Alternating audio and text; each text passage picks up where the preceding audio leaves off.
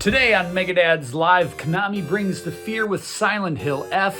Antonio and I try to get to the bottom of the nation's pickleball epidemic, and Ubisoft goes for the throat with Assassin's Creed Shadows. This is Megadad's Live.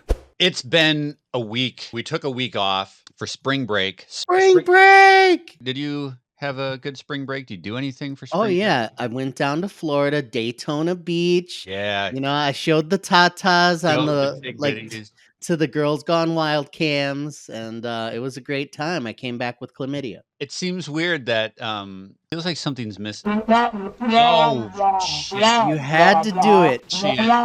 Look who's back from spring break. Mabel. Mabel, how was your spring break? Oh my God. How much cocaine? Megadad's Live is a mature-rated podcast. It's for the Megadads, the Mega Moms, but not the Mega Kids. So put on those earmuffs and let's go!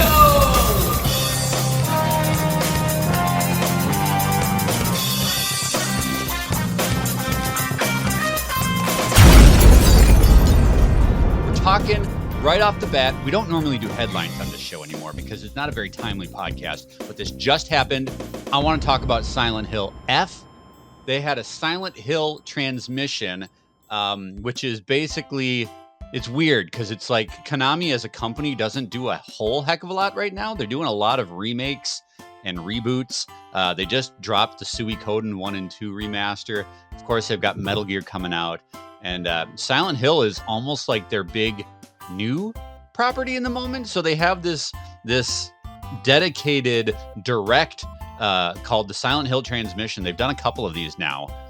And this one was focused exclusively on the new upcoming Silent Hill F, which I don't know if you watched this thing or at least watched the trailer, Antonio, but this is a major detour, a major pivot for the Silent Hill franchise. Of course, Silent Hill is the iconic horror series. It's one of my favorite franchises that's all revolved around this haunted New England town called Silent Hill.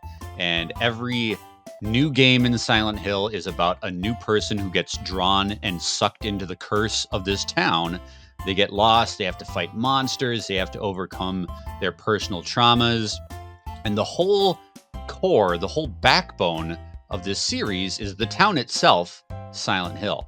Well, not anymore. Silent Hill F is not the first Silent Hill game to take place outside of Silent Hill, but this thing is going all the way across the ocean, taking place in Japan. It's taking place in rural Japan, and not only that, 1960s rural Japan. I'm going to read the story synopsis really quick, and then we're going to discuss what this game is all about and what it looks like. In 1960s Japan, Shimizu Hanako's secluded town of Ebisugaoka is consumed by a sudden fog, transforming her home into a haunting nightmare. As the town falls silent and the fog thickens, Hinako must navigate the twisted paths of her town, solving complex puzzles and confronting grotesque monsters to survive. Sounds familiar, right? Immerse yourself in Hanako's world, imagined by renowned author Ryukishi 07, with entrancing music, including pieces by Akira Yamaoka, which I'm really excited about that. We'll talk about that in a minute. Beautiful visuals and a gripping tale of doubt, regret, and inescapable choices. Will Hanako embrace the beauty hidden within terror or succumb to the madness that lies ahead? So the themes of this game are very familiar, obviously, to anyone who's played a Silent Hill. It's got the fog. It's got the person with the deep, hidden, mysterious trauma that they're trying to overcome. It's got the monsters. It's got Akira Yamaoka doing the score. But the visuals and the aesthetic of this game, it's all retro Japan. And so the monsters are very much in the vein. It looks like stuff like The Ring and The Grudge, where you got the creepy, twitchy ghost ladies with the long black hair. There's supernatural shrines. There's all sorts of weird, batshit crazy J-horror happening here. Antonio, give me your thoughts on Silent Hill F. Is that what they call it, J-horror? Because did you just make that, or is that a thing? That is a thing. That is exactly what this like whole trailer like dripped of. And Mhm. this is exactly, in my opinion, what the franchise needed, is like some way to shake it up and make the creepiness really stand out. I love that when we hear about Silent Hill stuff, like in the Discord, we're like, has anyone checked on Adam? Is he okay? How excited is he? Because when you have those friends who are like synonymous and saying like they're such big fans of something that you're excited because they're excited, that's Mhm. how I feel about this. It looks creepy. Like you said, the J horror is like, it's wild. Like watching anything out of the other, American based Silent Hill, like I don't feel like actual like creepiness anymore. But then now with all of this stuff, it's like grotesque and like what's gonna happen. You just know that someone's like weird horror nightmare is gonna creep into this game and freak you out. So yeah, I'm excited. Yeah, the transmission itself was really interesting. It's about half an hour long. It's entirely in Japanese, so it's got like that.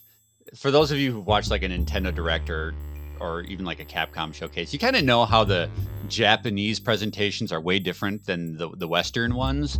There's guys in suits and they've got their notebooks and they're reading their script and they're talking about their influences and all sorts of stuff.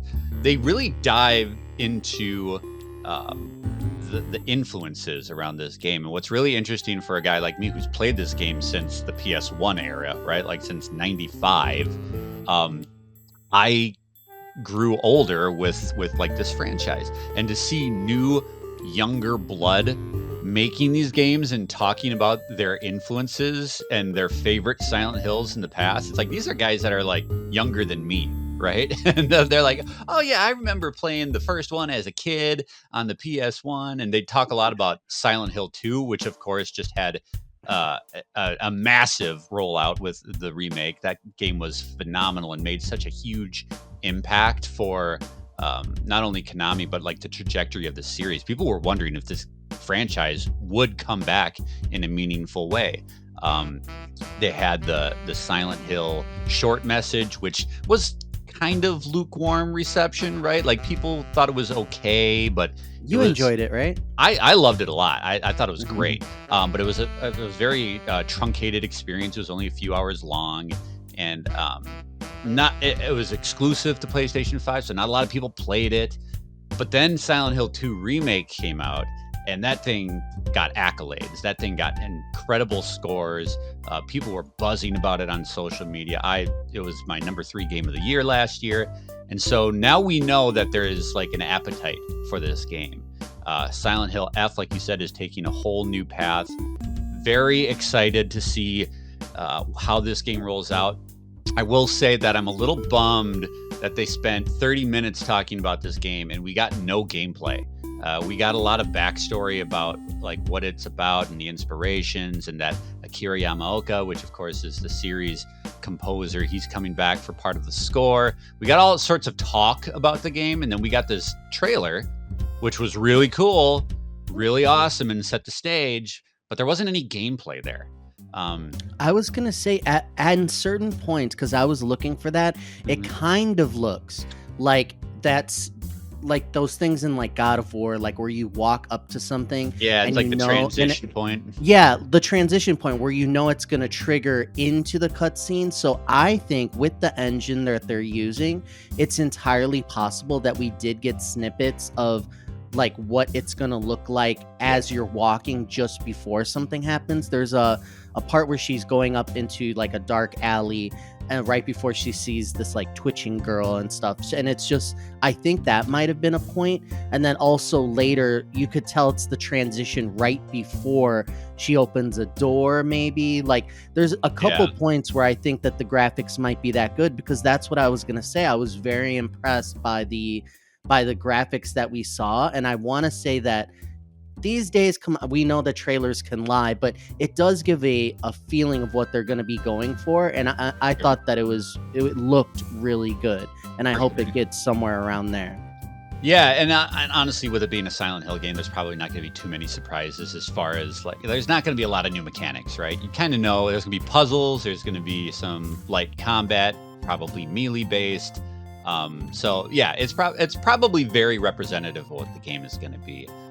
but no release date. So hopefully we'll get something like that soon. I would love for this game to come out this year, but most likely it'll be next. Who knows? Who knows? How would you feel about an October release around the spooky season? That's How about that? exactly what I want. Silent Hill 2 hit at that time, and it was the perfect Halloween game. Like, it was the perfect fall game. I love this series. I'm so excited that it's back. I had to talk about Silent Hill F before we get to our press start segment. So I'm glad that you watched it, even though this might not be your cup of tea. As you said, I'm buzzing for more Silent Hills. Very excited. Let's take this moment to thank all of our members of Megadads Boost. If you enjoy this show and all the other content that we make here at Megadads, you can become a supporter by going to patreon.com/Megadads, and for only $1 a month, you can become a member of Megadads Boost. And we've got a great event happening over at Megadads Boost for the month of March. Every single weekday of the month, I'm dropping an all-new Pokemon art card. It's Pokemon month here at Megadads. So make sure you head over to patreon.com/Megadads every single day to see which new Pokemon gets dropped. All right, now let's thank our Boost members for the month of March 2025. Eric Wood, Spokes, Emily Smith, Brent, John DeFrancesco, Brendan Myers, Brandon Wilson, The Snack Network, Dave Soto, Jesse Waldack, Timothy Alf, Andy Penzick, Luke Porter, David Snyder, the Bafo Yucks Dudes, Justin Masson, and the Nintendo Dads Podcast. And let's not forget the folks hanging out at the free tier: Solara Clark, the Coconut Wizard, Avi Cohen, One Track Gamers, John Layola, Michael Kwan, Sonny Megatron, Nima, Petey McD, Mike Salvino, and Brian Scott. We appreciate everyone who contributes to the Megadads Boost community. Don't forget to check back every single day to see the all-new Pokemon drop. And if you want to be a member of Megadads Boost, all you gotta do is go to patreon.com/Megadads. Only $1 a month. $1. With as expensive as everything is these days, $1 is the best value you can get. That's like maybe an ounce of gasoline these days, or half of an eggshell. It's just damn cheap. Speaking of buzzing, and I'm not going into alcohol or drugs here. I gotta talk about the game that I'm playing right now. I'm playing this with my son, or I should say I'm watching mostly my son play it, and every once in a while he'll hand me the controller. But damn, am I excited to talk about Assassin's Creed Shadows.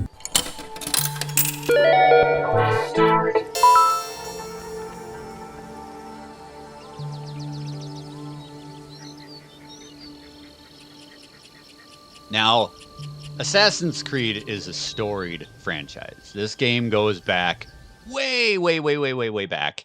And my history with this series is kind of hit or miss. I was all on board in the beginning, up until Assassin's Creed 3.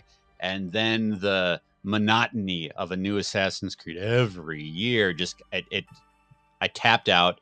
I couldn't get back into it. And I dropped off until, I don't know if it was last year or the year before. We talked about it on this show, Assassin's Creed Mirage. Oh, you like that one? I played that. We got a code for that. We got a code for this as well. I should put that right up front. This is a code presented by Ubisoft to us. Special thanks to them. And Assassin's Creed Mirage was good. It was good fun. It was kind of a callback to how this series started. Back to form, yeah. Back to the basics, back to the foundation of what an Assassin's Creed game is. And it was my son's first foray into the series because, like I said, I hadn't played forever, so he had no idea what it was. And he really digged it. He really digged it. He likes it a lot. He's never played any of them, so he doesn't have that franchise fatigue like I had. And so I enjoyed it, but it was very formulaic. Like, there was no surprises. It was reminiscent and callbacks and all kind of stuff, and it was solid, but nothing to phone home about. Assassin's Creed Shadows is exactly what I want this series to do, and it is probably it's probably my favorite game in the franchise since Assassin's Creed 2, which I consider to be the high point of this series. The Ezio story, It was really when this series kind of took flight and showed what it could do. But Assassin's Creed Shadows is truly phenomenal. It is so much fun. It is so robust, beautiful, and just a joy on the sticks. It's so much fun to play. It is the kind of game that you can just sit for hours with. And I don't do that anymore. I can't do that anymore. Life doesn't allow it as a 44-year-old man for me to sit for hours and hours and play a game.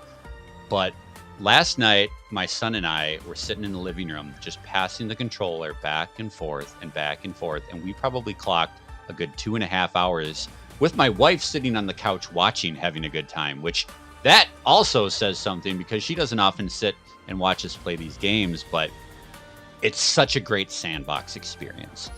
This is the first episode of Assassin's Creed to take place in Japan.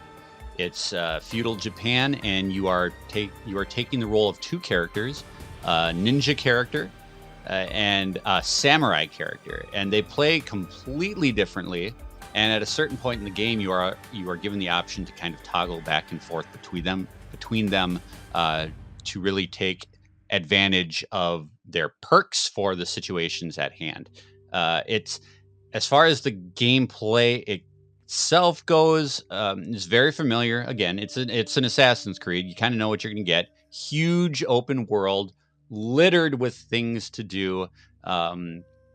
And that's kind of my bread and butter. I love open world games like Horizon and Zelda and Ghost of Tsushima, which is probably the closest parable that you're gonna find to this game.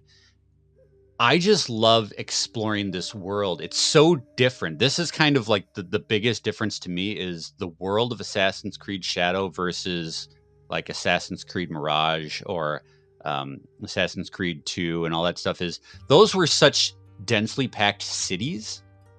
You're like Baghdad, it's just this huge marketplaces and these giant buildings and alleyways and things like that.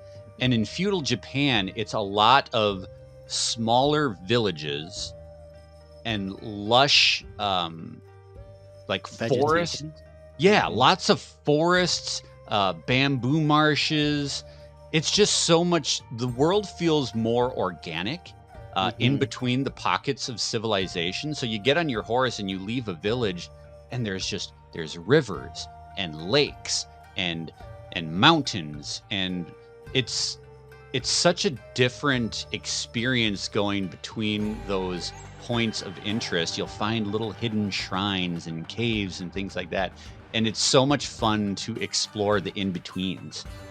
It's not so densely packed like Mirage was. Mirage felt like it was just like a mega city and then some deserts. So like when you leave the city, there really wasn't anything out there, it was just big, vast wastelands. Whereas I feel like every corner that you turn in Assassin's Creed Shadow, it feels like a natural exploration of the wilderness, which is super cool. So question really quick about that, because one of the hallmarks of Assassin's Creed is like the climbing parkour. And when you were in London, you're bounding like between a very like you said, dense cities, or even in Assassin's Creed Odyssey, I'm going to be scaling vertically like these statues and monuments, or there's a lot of opportunities for verticality. So how does that work here? Did they kind of get away from that, considering they don't have a lot of huge like skyscraper like towering structures in feudal Japan? Or like how like would you say it's a trade-off and it's just like, what, it's less of an emphasis now because now they're worried about the world feeling organic? So how is that working out? Yeah, it's different. There is a little bit of that verticality when you come across like a giant towering temple, right? Like they still have those moments where you climb up and you have the leap of faith kind of a thing. But the game itself emphasizes more like the stealth of being a ninja, as opposed to the verticality of everything. You have much more opportunity to take advantage of what the title implies is the shadows. So if you infiltrate like this Ronin camp at night, you can go around and extinguish all the torches and the candles. That's and the lanterns, awesome. and you make the world darker. And there are way more opportunities for you to use your stealth, I feel, in this game than any of the Assassin's Creed before. Obviously, with it being about assassins, kind of stealth has always been a key component. But this feels more Metal Gear than any of those games ever did. Going That's underneath, great. crawling underneath Yeah. floorboards, or there's a really cool feature where you can go and belly crawl through shallow water.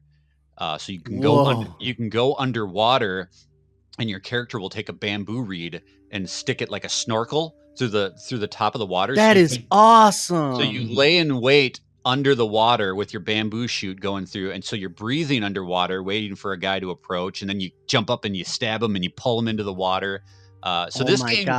This game really emphasizes the stealth of Assassin's Creed way more than it does that verticality gameplay that you were talking about so much. It's still there a little bit, but that's not the feature. The feature is more like that ninja stealth.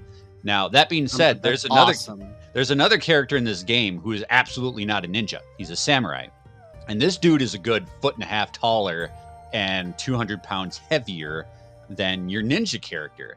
And so the way he changes gameplay up is, he can still climb on rooftops and stuff a little slower, but he is brute strength. He's like your mountain character. So if you have an assassin target that you're going after, and you know that he is heavily fortified and heavily guarded, and the stealth just isn't going to get it done, you take control of this samurai character who literally goes through and busts down doors and just pulverizes the characters. He's like twice as strong, can take twice as much damage, and so that is a completely different kind of character than what you're used to in this series, because he's all about breaking down the front door and shock and awe. So it's really interesting to be able to switch back and forth. Once we first had that opportunity, we're like, well, why would we want to be this guy? Because he can't do all the sneaking, and he doesn't have the grappling hook, and he can swing and all that stuff. He's just kind of big and bulky. But once you get to that first mission where you need big and bulky, it really showcases how this game allows you to approach the assassinations in totally different ways. You do it your own way with your own character. And so that's really cool. The game is visually beautiful. Lots of great customizations with like your armor and your weaponry. The ninja character has this really cool like whip hook weapon that's got like a sickle on the end of a chain. Oh my God, that sounds fantastic. You swing it around like a lasso, and then you can hook it on a bad guy, and you run up to him and do a bunch of melee damage. Holy shit. The combos and the finishers in this game are fucking unbelievable. So many times where you're just like, you're shouting at the TV because of the awesome kill animation that you just got. And then, of course, you've got your little knives, you've got shurikens, smoke bombs, all sorts of fun ninja tools. It really is, when Ghost of Tsushima came out and they said, well, this is what Assassin's Creed would be like in the ninja environment. This game kind of claps back and says, no, this is what Assassin's Creed is like in this environment. This program is powered by Megadad's Boost, our public support program. You can join at patreon.com/Megadads. For over 10 years, Megadads has been bringing you the best in podcasts, reviews, interviews, family fun, and so much more. As an independent media organization, we rely on audience members like you to help support what we do, to ensure that Megadads can continue to bring you the great content that you enjoy. If you've been watching, listening, or playing along through the years, please consider lending your support by becoming a member of Megadads Boost. Memberships start for as little as $1 a month, and you can start collecting your Boost rewards from day one. Rewards like art cards, early access podcasts, reviews, gameplay clips, and so much more. Please visit patreon.com/Megadads and become a member today. You can help us continue to make more of that Megadads coverage you've loved over the last 10 years well into the future by becoming a member of Megadads Boost. I love this game. I enjoyed Mirage. I had a great time going back to the series and being like, oh yeah, this is what I loved about it. But Assassin's Creed Shadows, I've fallen in love with Assassin's Creed again. I will say that one of the things that I used to love so much about this franchise was that split between the old world and the modern future Oh storytelling. yeah, the story, yeah. Any Animus stuff, any like they don't really get into it. They haven't so far.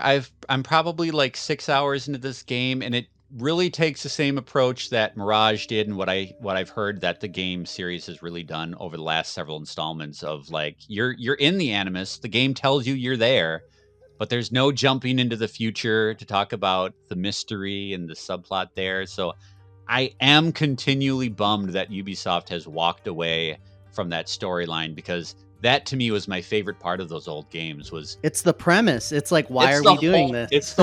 it's the whole idea.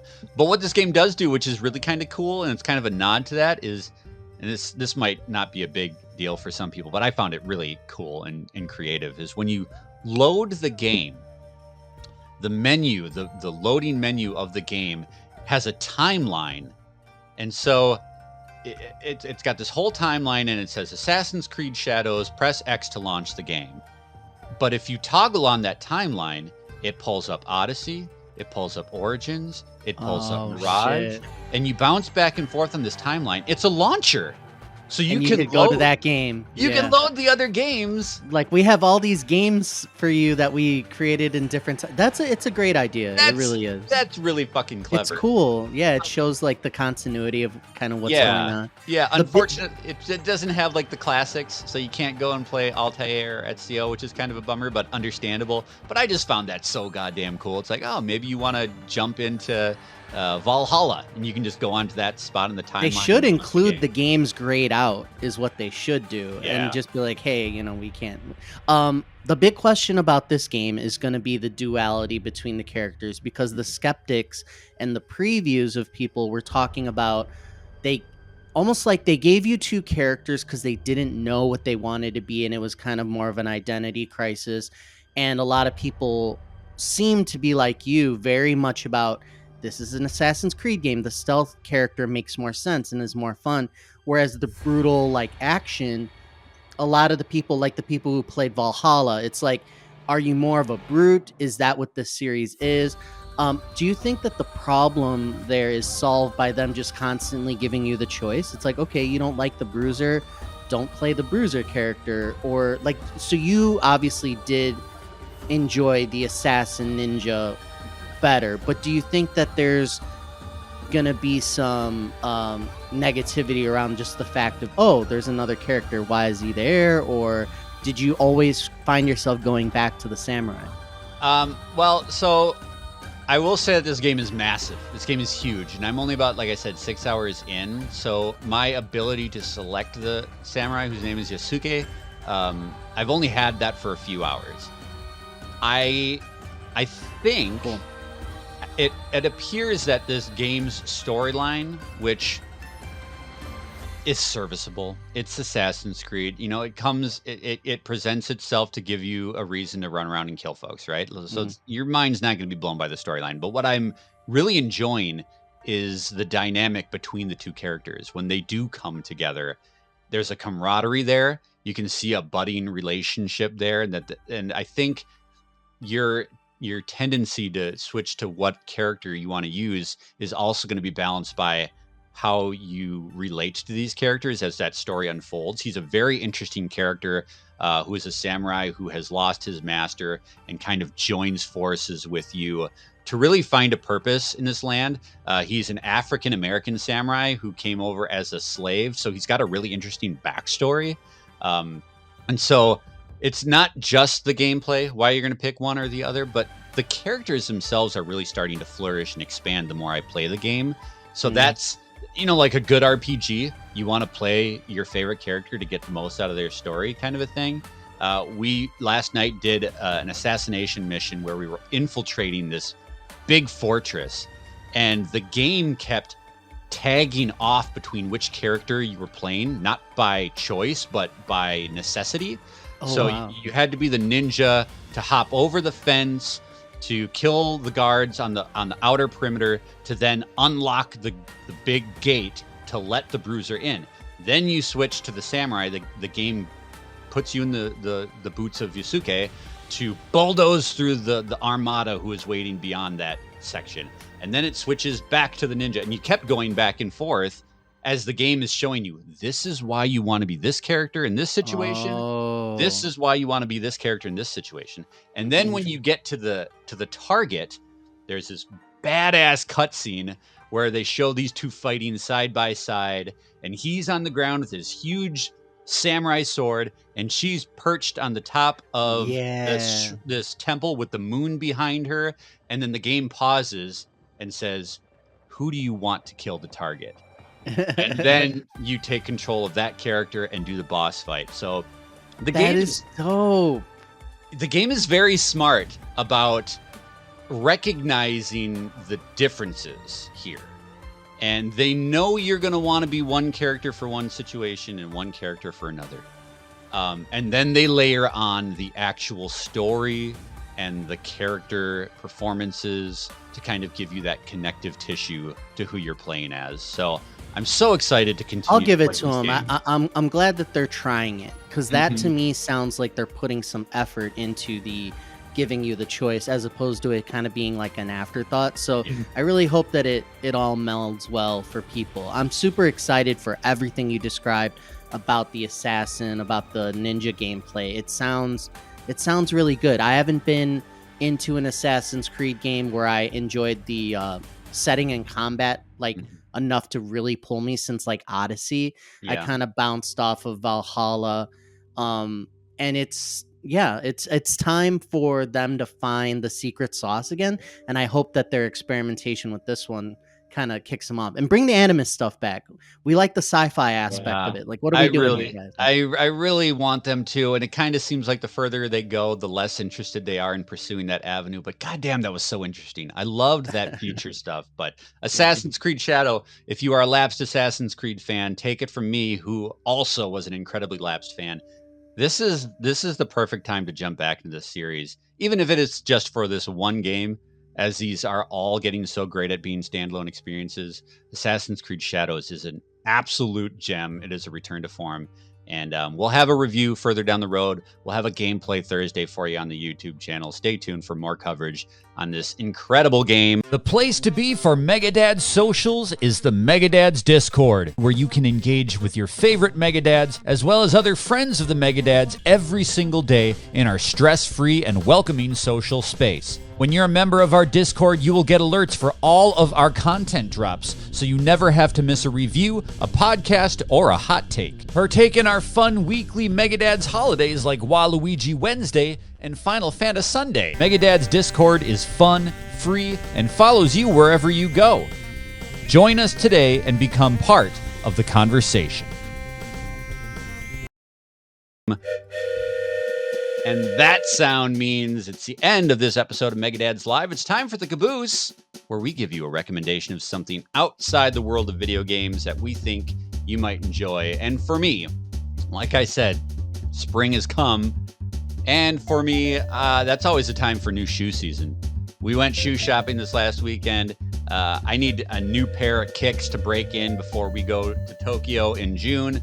So I got myself some comfortable 45-year-old man Skechers, but really, just for fashion-wise, like, look at your feet. If you've got some crusty, dusty-ass shoes, like, you owe it to yourself to get a new pair of shoes to really highlight your look. I find that as an old guy, nothing really changes much. You'll find me wearing these shirts a lot. So when I wear a new pair of shoes, I get compliments. People notice your feet and the comfort level. You got to find yourself a comfortable pair of shoes to get out, enjoy the warm weather, do some walking. So that's my recommendation. Everybody get yourself a new pair of shoes.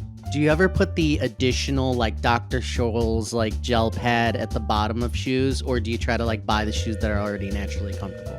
Oh, I buy the shoes that have that shit built in. Like, I haven't gotten to the point where I bought the extra padding, but if my shoes don't have that squishy comfort padding, it's a no-go. It's a no-go. Yeah, shoes are good. I got some new shoes recently, and I haven't like been wearing them because I'm trying to like keep them nice. Yeah. So yeah, but I gotta transition. You gotta transition. I get it.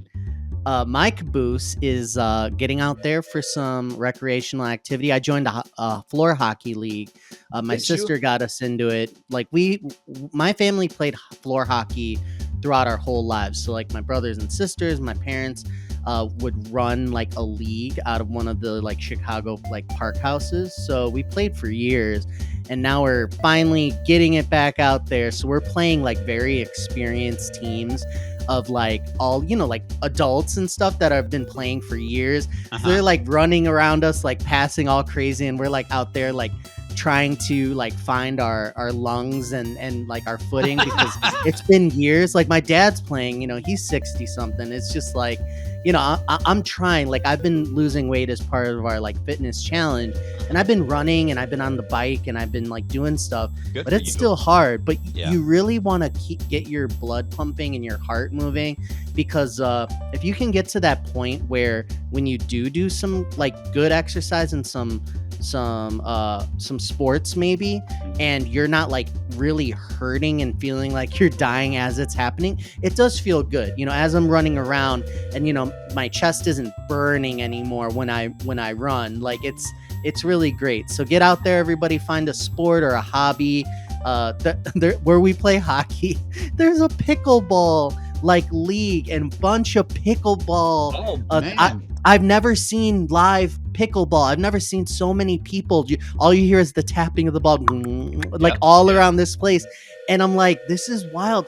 Have you played pickleball? Like, is this something that I need to know about? Like, it seems huge right now. I'm going to be, because my kids are going to force me into it. They actually last summer they renovated our park, which is like a 5-minute walk from our house, and they put in, I think it's like 8 pickleball courts, and this thing is always full. They're investing in pickleball courts Always everywhere. full. Yeah, I don't know what the deal is with pickleball. What happened to tennis? What happened to we already had this. We had this. I don't know. As a guy who hasn't played pickleball, it feels like you got tennis, you've got ping pong, and in the middle is the pickleball. That's what I think.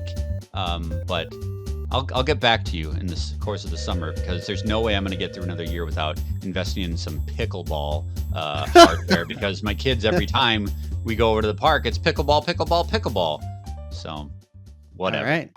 All right. Well, that's going to do it for this episode of Mega Dads Live. If you are an affluent pickleball player, maybe you want to leave some comments down below and let us know what we're missing about this sport. Also, make sure that you like this video, subscribe to the channel, and join us in that Mega Dads Discord, where we have conversations each and every day, all about parenting, gaming, and everything in between. Thank you so much. We'll see you next week on an all-new episode of Mega Dads Live.